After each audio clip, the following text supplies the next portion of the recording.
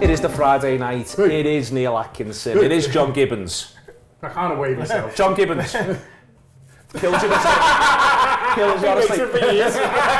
It is the worst bit alive. Where do you want to go? John Gibbons, yay! Yeah, that's what I want. John Gibbons, yay! Rob Gutmann, yay! Kev Walsh, yay! You see, we're all exuberant, we're all full of Liverpoolian exuberance. We're in the Red Line with our friends at Erdinger. The Red Line sits on Slater Street. At the other end of Slater Street there's Teddy's. That's the business. At that end of Slater Street, on Duke Street, overlooking it to Monroe, that's the business. Next door to us a Spanish Caravan. That's great. Over there you've got Manolo. That's great. Underneath there's El Bandito. Don't tell anyone, but that's the absolute business as well. Just there is St. Peter's, which has about 3 taps of Erdinger. What I am saying is that I do not think, like, for the square footage we're dealing with, pound for pound, there is a better place to drink in the whole of the Western world. That is my shout, because I'm all full of Liverpoolian magnificence and Liverpoolian exceptionalism, Kev Walsh, because the Reds are 13 points clear, and the world could not be a better place, my friend. Indeed, it couldn't.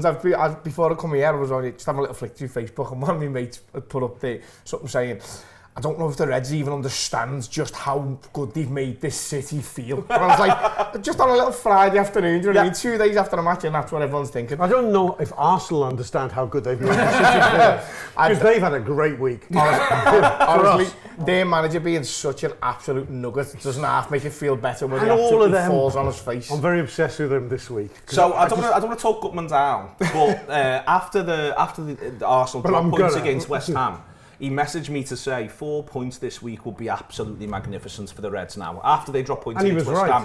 And 4 points would have been absolutely magnificent. So, John, what's 6? Well, the problem when you start at magnificence is where do you go from there? Yeah. And Kev's had the problem his whole life. But it is. But I mean, it's dream territory, isn't it? And it just feels fantastic. And like Kev says, you go out on the streets and everyone's a walking version of that Facebook post. Like, people are smiling, everyone's happy, it's feeling great, and it is just brilliant when the teams do it so well. And you know, it's been a good season. They've played well for the majority of it and the majority of games, but it's just all come together so beautifully over the last week. And it's gone from, listen, we're probably going to win the league, but you know, if this happens and that happens, to suddenly it's just opened up in front of you into a procession. And when that happens, I mean, it's not happened much in my life, but when it does, it's something else. I think why we're so fucking giddy is it's you can argue this, but I think it's almost a 7-point swing in where we were to where we thought we would be sitting today. 100%.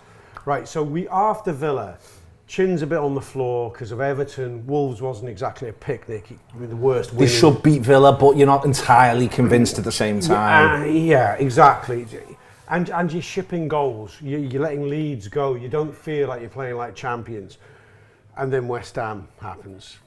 So, and the 3-point swing, that was a banker of all bankers. And people can build cases for West Ham, you know, they're a bit better under Potter.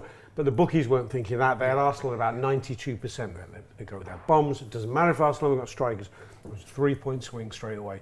And I think most of the clever money was on Arsenal doing the business against Forest as well, quite frankly. Edging it home, but getting there. Arsenal gave us a 5-point swing. Or the other way of looking at it is, City and Newcastle, before Villa, you go, we'll win and draw minimum. After Villa, you went, we might even lose at City. We might not beat Newcastle. That could just be 2 points.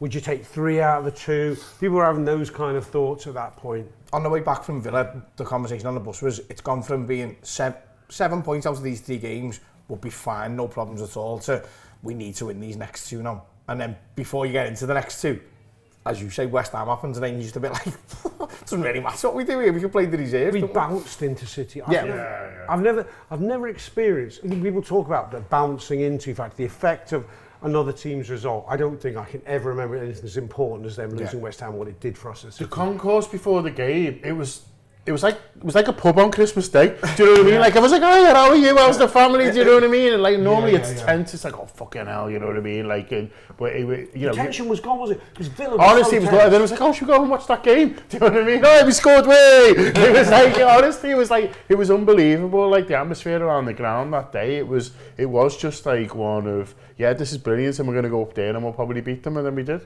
And also the way we beat them, John, which was almost you know, in the end, listen, I don't want to get too carried away with letting the opposition have the ball for an extended period. I think I'm going to mostly be against that. And I think Arne Slot is as well, thankfully. But there was just sort of that air of, as soon as Liverpool decided from 70 minutes, you can do what you want, we're coming out with a clean sheet.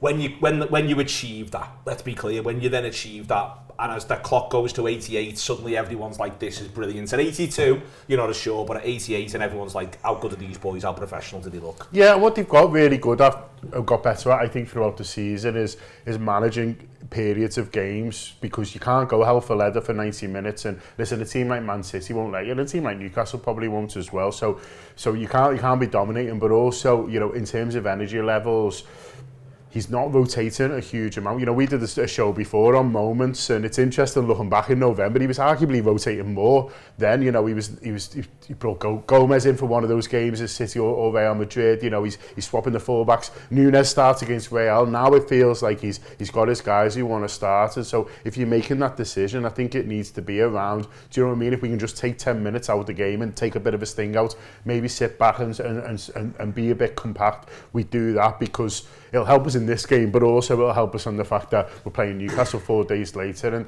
they've got on board with that as a team. Like, the manager's stock's so high at the moment, isn't it? You know, he's improved individuals, and he's getting a lot sort of out of the team, really. So when you've got that buy-in, what he's got from the team, you can sort of change the way you play a little bit and change your ideals a little bit and be sort of pragmatic in the moments. And I think that's what's been so impressive for me, you know, over the last week or so, is that we won 2 games 2-0 in a way that if we were playing this weekend, it wouldn't worry you at all. Do you know what? Sorry, just on that, to extend that. Is Jordan feeling fresh again? We get going on camera. We've got a Guinness moustache. To extend what John was saying there about the sitting back and finding a way to do that, it doesn't just give you the confidence for the Newcastle game, which clearly it did because we were brilliant. It also, when I watched that game, I was thinking, wouldn't fancy being anyone facing us in the Champions League away from home now, because we haven't really seen a 4-2-4-0, which was effectively what it was. PSG were probably thinking, fucking hell, that's another way that they can play against us now. And I reckon Slot's thinking to himself, PSG away is made for that system. I think he's going to do it. We'll find out. We'll get to PSG away, obviously, next week, Kev. I think, though, there's a point here where I hope everyone who's watched this has enjoyed us being exuberant. Everyone knows there's still work to do. Yeah, 100%. But you're at the point where you do just sound like a bit of a flat earther if you're going to go, well, nothing's done yet. And there's, you know what I mean? I think there is. You've got to strike. You've got to strike that balance. I understand why probability makes them fools, quite frankly. Well, this is the I think it's more likely they don't get the 13 points that they need to catch us now than they catch us. Like, that's more likely, do you know what I mean? Like, if you think about how many points you think Liverpool will get, I think it's more likely they don't even get to where we are now. I was having this argument with people when we won it during the COVID times, and without wanting to say I told you so, I enjoyed that season from even before the Man United game. I was saying we were going to win the league. Then when that goal went in, the whole ground went up for it. But I was thinking, you're 5 or 6 games behind you. I've had 5 games of joy saying we're going to win the league. But then everyone's like, well, when we win it, we can have the enjoyment. We didn't actually get it that time. Hopefully, fingers crossed, touch wood, whatever you want to do, we'll get it this time. But this is a time to enjoy it. There's well, I thought that the crowd enjoyed it at City. I thought the crowd enjoyed it at Anfield massively. Didn't go too far, but absolutely made the point that we're backing ourselves, we're backing them, we're in control. I think that'll be the same every week now, and anyone who's still giving it that, oh, I don't know, just let yourself cut loose a little bit, because there's title races to be endured and there's title races to be enjoyed, and this is a title race to be enjoyed because we are 100% in the box seat. I think you said on a show the other day, 97% or 99% or whatever it is. About 96%. I think Opta is they're saying 98% now. So they've enjoyed that, do you know what I mean? We've been through these title races where every game takes about 12 months off your life. Do you know what I mean? And you're not just our games, City's games as well. Yeah, and then you win and you've not got anywhere. Yeah, so you're like, better get me head down here. I've got a big week coming up. City have got Swansea on Wednesday. You're head's cabbage for the full week. Whereas now we get to enjoy it. We get to think, okay, a free weekend this weekend. Ideally, I'd love the game, I'll be honest. Not in the FA Cup, a league game. But then we get to Southampton at home. Listen, you can be made to look stupid by any team, but they might be. It's our 38th hardest game. Exactly, genuinely. they might be the worst team ever to play in the Premier League. They're going that way, but this is actually for the points, aren't they? So we get to enjoy that as well. And I think the way it's fallen, with the way the fixtures have gone, And by the way the fixtures have gone, and we've got a few what we'd call winnable games coming up, is only because we've just had an absolute shitter of a run. Yeah. But we managed that shitter of a run really, really well, and much better than Arsenal managed their portion of that run. So we now get to enjoy that moment. So my point is, anyone who's still saying, oh, I'm not celebrating yet, fucking grow up. People are that was the decisive phase of the season. Yeah, 100%. You know, we did show after show on the, it's 5 in 15 days. Arsenal have got relatively easy feat. They've got Leicester, they've got West Ham, they've got a declining Forest. They should get 9. They should get 9, they might get 7. We've got 5 games. We could drop, apart from the Wolves one. There's a case, if I'm an Arsenal fan, I think they could drop it any one of these. We got bullish. You go, oh, we could win 4, we could win 5. But they were correct, in a sense, they were correct in thinking Liverpool could drop anywhere. Yes, we dropped to Everton. Yes, we dropped to Villa. And but for the fact we rallied ourselves, we could have dropped against City. City was a key breakthrough game. Yeah. I had a moment during Newcastle, the second goal. Because by then Arsenal were done. They dropped their points. Yeah. And at that point I thought, fucking hell, this is massive. It was almost like a flashback to the end of that 22 season when we're losing, the City are losing to Villa and we're waiting for Mo Salah to score that goal, but it's all in the wrong order and it doesn't happen for us. But that worked in the right order. They were done. They dropped their points. We had to exploit it and get to 13 ahead. And when McAllister bagged for 2-0, I celebrated that goal like I'm not saying never celebrate, but that was more, I felt personally, I was getting it more than most in that ground. My boys were getting it manhandled and everything. All right, calm down. I thought it's only 2-0. No. This is the goal that's won the league. This is the goal that's won the fucking league because it guarantees the win tonight, the 13 points they've dropped. Because if we didn't do that and they got a crappy late equaliser, you go, okay, it's good because we beat City, it's still good, but the momentum's gone and you haven't got 13's a lot more than 11. There wasn't much air left in Mikel Arteta's balloon at that point. But did you watch the interviews post-match from him? No, I've not seen it. I'm sort of saving it. So salty and just such a dickhead. Was he? What did he say? Talk me through to be fair, I'm calling him a dickhead. He's a cunt, I hate him. Yeah, no, I do. But also I can understand why he didn't want to answer fucking stupid questions about whether he was still in the title race. But then he made the mistake of effectively saying, no, we're still in the title race. And that's exactly what the fella asking the question wanted to say, because they're clearly not.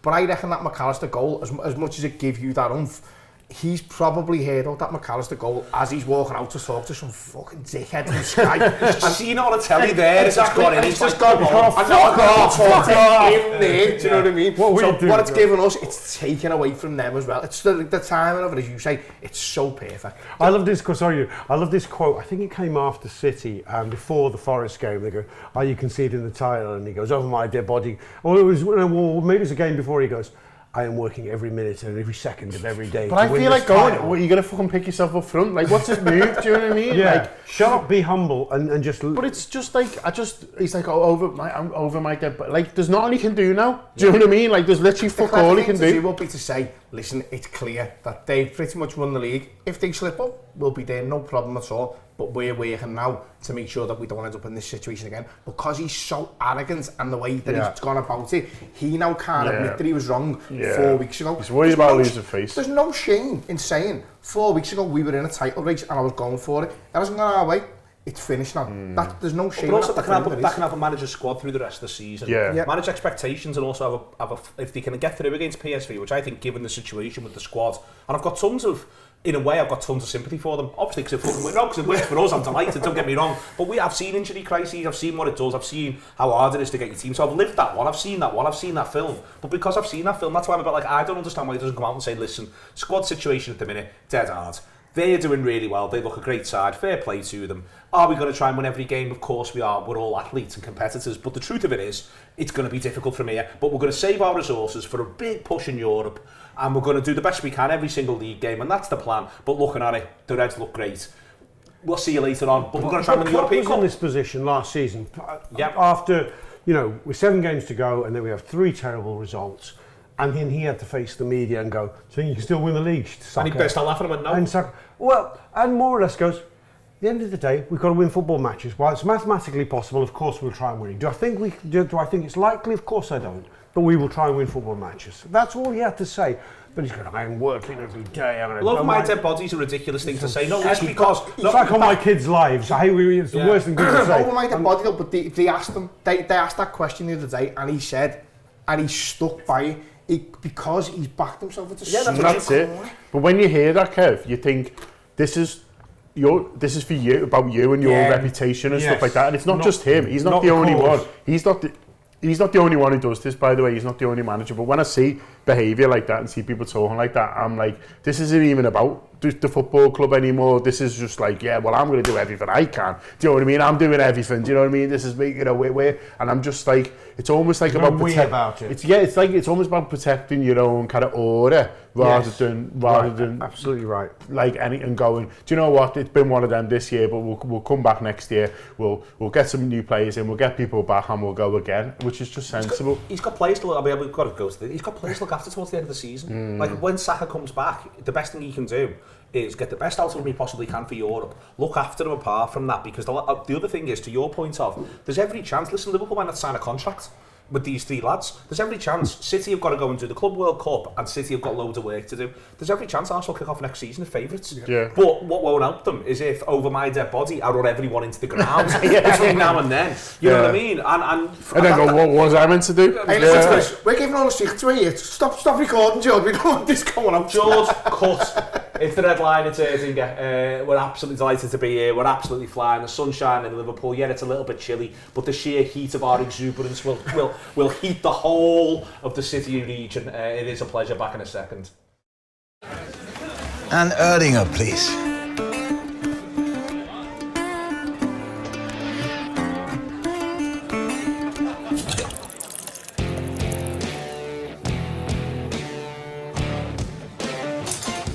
Stop!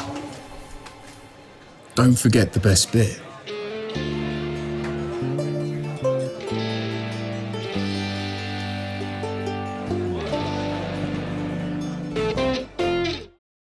We are back in his Erdinger is in the Red Lion, produced manfully by Jordan Siegel. Can we talk about George's last 48 hours? Well, I think it's a movie. It's a movie. I think it's just 16 or 2, to be honest with you. Yeah, 24 ago he was flying. He had the world in front of him. Now, people are enjoying this, but the story going on behind the camera is far bigger. Far more than you ever dreamed. It is quite something. Anyway, you know, John got friends over from Ireland. Yeah, the viewers need to know this. It would be fair to say he got in late last night. He was hospitable. Yeah, and he's powering. Hospitalisable. He's powering through right now, as you saw as he walked past Kev a minute or two. With a pint of Guinness. A medicinal pint of Guinness. I think that's all it is. That's been the purpose of it. He's doing his very best. But he's got carried his way as well with the league winning enthusiasm. Hopefully, that the Red Sea. Look at him. The Red Sea did for me. Hey, that's in your future. Let's be crystal clear. I know. There is with it, Kev, the performance they put in against Newcastle. Listen, all games of footy are easy if you score with your first shot in both halves. Yeah, that's crystal clear. I'd like more of that, not less, from Liverpool's point of view. But the good shots is the point. And they come from good breaks, they come from good play. I thought Diaz, you know, you and I have both been at times a little sceptical of Diaz. Back on the left for this one. I thought yet again, this time he doesn't get on the score sheet, but I thought for the first hour, until he was clearly, visibly knackered, I thought he was the absolute business against Newcastle, and sort of got lost in dispatches because the two midfielders score. Yeah, I think it's damning him with the faintest of praise here, and I don't mean to do it. In games like that, he's brilliant, isn't he? But I think the reason me and you have been critical of him in the past is sometimes just when it's the most vital moment, I just want that little bit more from him. And it's because when you have a game like that, you see how good he is. Imagine having to play against him. Like, you must just think, oh, lad, would you fuck off? Just leave me alone. Yeah. Because he doesn't stop, he wins the ball back, he carries the ball exceptionally well. I was always critical of his final product, but he's very much added that into his game now. I thought he was excellent the other night. But the thing is, it's back to the point of the West Ham game for Arsenal and the City game for us, raising us, because the rising tide raises all ships, and every ship we had was raised to the maximum. Yeah. Every single player just looked absolutely phenomenal.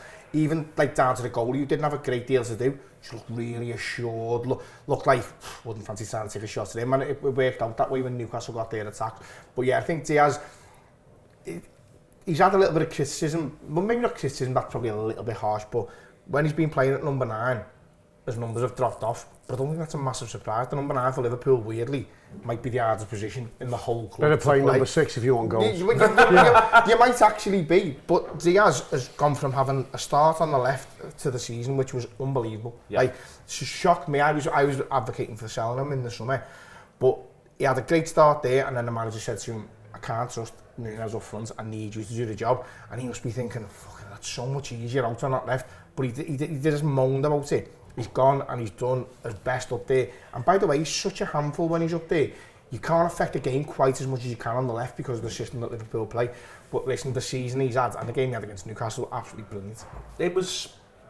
Kev's right to say, you know, you can go through all of them really a bit against Newcastle because they do play so well and they've got such sort of control of it. But I do think with Diaz, I think you just get so much more output from him on the left, and maybe it just speaks to maybe the system, maybe what currently we've got plays, who's working for him, and all of that sort of stuff. You know, Diaz literally sets it up for the lads who's playing as the most attacking midfielder in the game.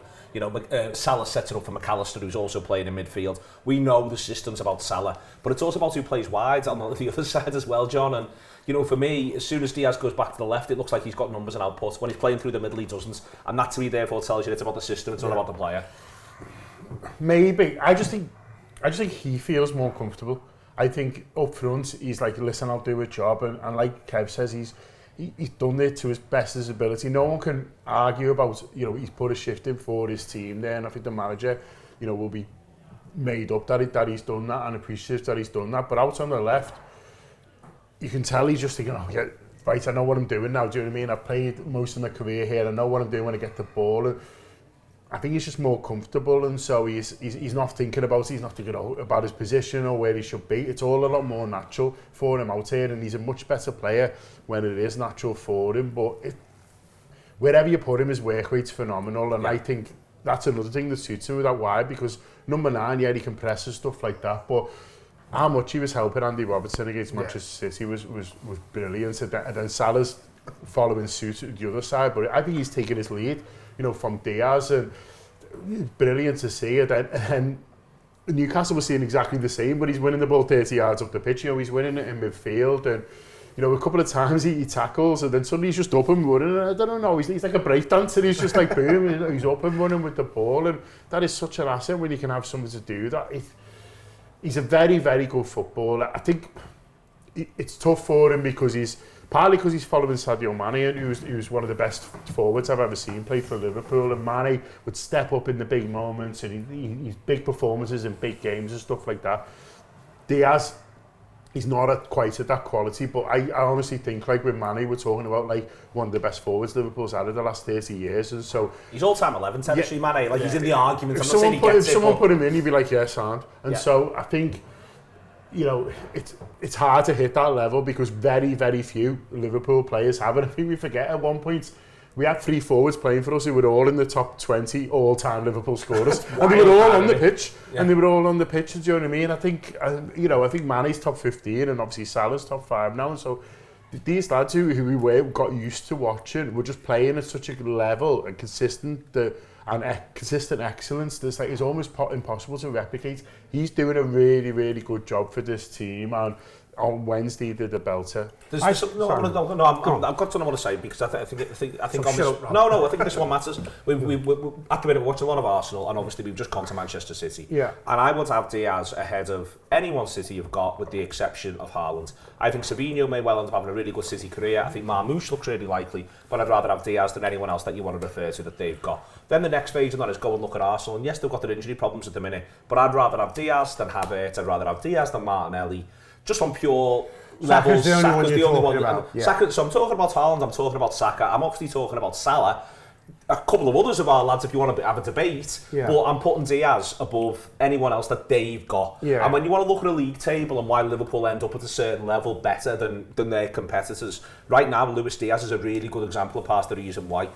This is who we're up against. So I don't want to compare him to Anthony Gordon or Isak in a way. I don't even want to compare him necessarily to Morgan Rogers or Ollie Watkins. The point is, it's Manchester City, Arsenal, Liverpool for this title and for the title next year. And I'd rather have Diaz right now than, with the exception of Haaland or Saka, anyone else that they've got.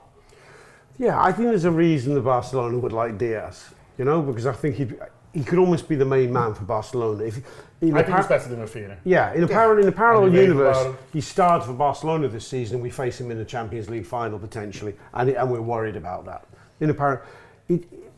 When you watch someone week in, week out, you see the flaws. I'm not convinced about the positional argument, other than I think he likes to express himself, he likes to get on the ball, so I can see in wide positions he gets time to look up and think. I think he's interested. Oh, let's get rid of that. I didn't know. That's Lewis, I'm saying the right things. That's Evan asking where Jordan is. I think his form. He starts off in that central position actually quite well. I mean, he scores a hat-trick against Bayer Leverkusen in that position. He arrives between the posts he scores 2 against Tottenham in that position. So it's not a black and white. I think his maybe tiredness, whatever, or his form goes off the boil a bit. I was watching him in a couple of games recently. I thought your touch isn't what it was. But I think John's right in that moving him back to the left. I think right now it's the right thing to do. It's refreshing at the very least. 100% agree. I mean, he looked like Pete Diaz at times, holding on to the ball, he's dribbling. There was a game, what was the game the other day where he cut in for left, he bent one and the keeper, was it Kent City? I think he nearly scores. Yeah, save, yeah. He's a very fascinating Liverpool player, really. It may take winning a league title to go, well, he was a regular in a Liverpool title-winning side, and he's got, 14 goals and 5 or 6 extra assists. His goal contributions. The Mane comparison. Mane is exceptional, but also he was in a team that was built around 2 players scoring all the goals, really. Yeah. Mane and Salah. Diaz is playing in a goal where Dominic Szoboszlai's got 7 and McAllister's got 6. Curtis Jones has got 3 or 4. So compared with the team that Mane and Salah were in, where Fabinho, apart from the odd penalty, might have 3 in a season, and Henderson might have 2 or 3 as well. So there's a different dynamic to the team. City's wingers have never scored a shitload of goals. That's my point, though, and it's a part of my point, and it's the wider point. Yeah, your point is comparing him to one of the greatest players in our history, Sadio Mane, and it's very hard. It's quite hard to get perspective on Luis Diaz, and I think we almost need to see him complete his Liverpool career before we can do it. I think Sadio Mane, we enjoyed it in the moment. One of the things I enjoyed most about Sadio Mane, and I'll shut up in a minute, it wasn't the goals, it wasn't the assists. In fact, there weren't even that many assists with Sadio Mane, quietly. People are always going, he didn't get any assists, which just kicked it in the goal instead. That's a whole other, yeah, exactly. But do you know what Sadio Mane did? And I want to develop a statistical model on this to take to the boffins. I remember us being under pressure in our own box, and a centre-half would win a ball, and it would go out wide to the left, and Sadio would be 5-10 yards outside his own box. 2 or 3 would press him, and he would drop a shoulder, he would use his body strength, and he'd come out of that melee and put a 20-yard ball to his right, to a midfielder, and we'd be out and on the counter. And I went, that's better than, that's at least as good as the final pass that will score the goal here. Because you got us out. Doku's brilliant at beating his man, but no final pass to it. In the same situation there, what you're talking about with Mane, he creates that space, but then Mane was that good that he'd go and get on the ends of the next, not the next ball, but the ball after that one, wouldn't he? So that then becomes the difference there. Mane was unbelievable, but I think if you'd asked me last season, was it fair to compare Mane to Diaz? I'd have said no. Mane was miles ahead. After this season, having watched him and being able to reevaluate my points on it, yeah, 100%. I think it's a worthy comparison. There we are. Excellent. Everyone's absolutely flying. The Reds are absolutely flying. We're all doing the business. Jordan's finished his Guinness. We finished our magnificent Erdinger. It was nice. It was absolutely delicious. I put mine away in absolutely no time, to be honest with you. We are in the Red Lion. Liverpool is absolutely thriving. No game this weekend. Loads of interesting cup ties. If we're all honest about it, it's not the worst thing in the world that we're out. We're all right with that right now. Fuck the FA Cup. All having a lovely weekend. All planned. Let everyone else run around a little bit. We can watch them, and we'll be back for Paris Saint-Germain. Everything else that you need on the Anfield Wrap. Thank you very much to Erdinger. Thank you very much to the Red Lion, but most of all, thank you very much to Jordan.